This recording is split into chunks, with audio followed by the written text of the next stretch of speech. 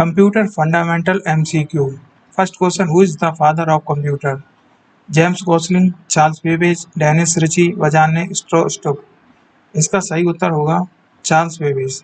Next question, what is the full form of CPU? Computer processing unit, computer principal unit, central processing unit, control processing unit. तो इसका सही उत्तर होगा central processing unit. Next question, which of the following is designed to control the operation of a computer? User, application software, system software, utility software.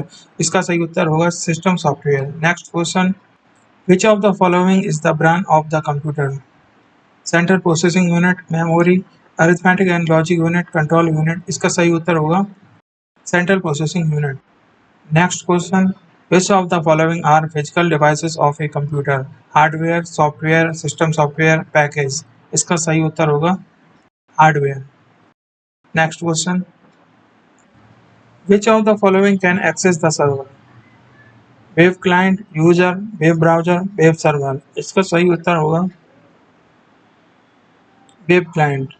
Next question, which of the following service allows a user to log into another computer somewhere on the internet?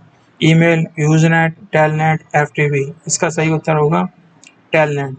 Next question, which of the following is not a type of computer on the basis of operation? Digital, analog, hybrid, remote. इसका सही उत्तर होगा option D, remote.